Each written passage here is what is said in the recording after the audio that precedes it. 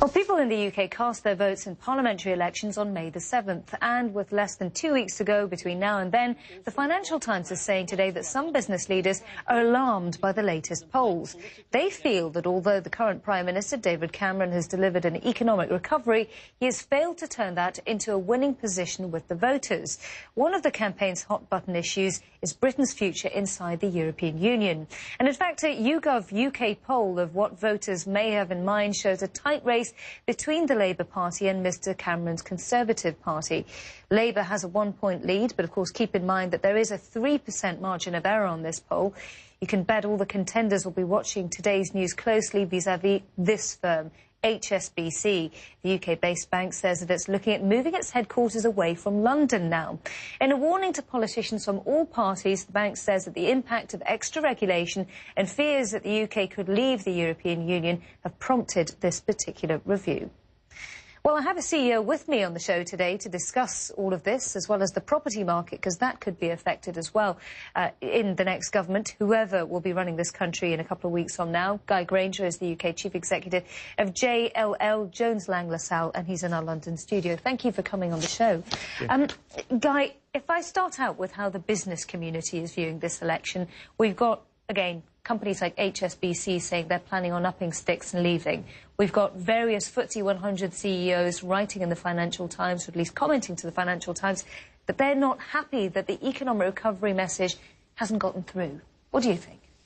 Yeah, I think that's why this is one of the most interesting elections that we've had in recent history, because none of the parties are directly addressing some of the business needs, or if they are, they're having some policies which go against it. And in particular, the fear or worry about the Conservatives is this doubt about our membership of the European Union, which most businesses are united in feeling it is in our national interests to be part of the European Union, because that is where most of our trade exports go to. Without asking you to be particularly partisan, would it be fair to say here that actually the current Conservative government has delivered economically, because obviously we've got some of the highest levels of employment in the country that we've had in years, unemployment now down to around about only 5%.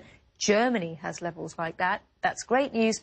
But when it comes to the uncertainty that a European vote could be putting on the cards, that scuppers all of that message. Is that true?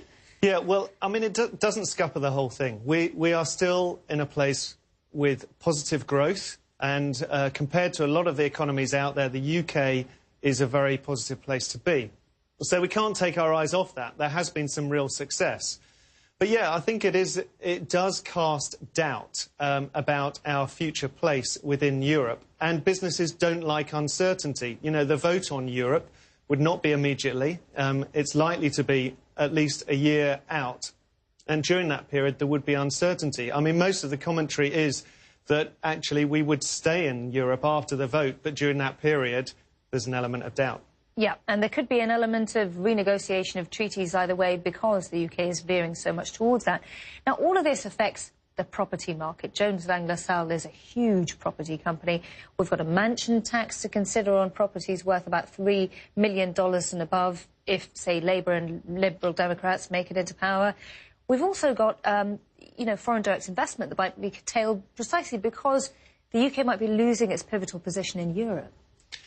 Yeah, I doubt that, actually. Right. But you're right. On the residential side, Labour are proposing a new tax. And new taxes always put off some of the buying market.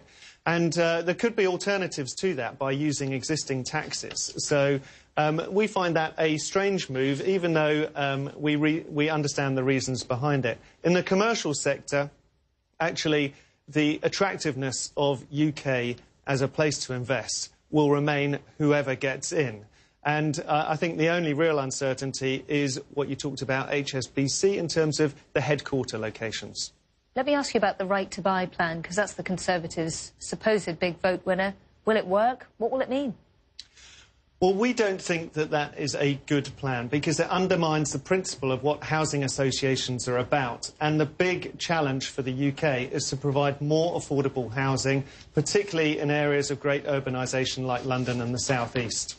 All right, Guy Grainger, thank you very much for coming on the show there. The CEO of JLL, Jones Lang LaSalle. Great to have your points of view ahead of course, what is going to be a crucial vote in less than 2 weeks from now.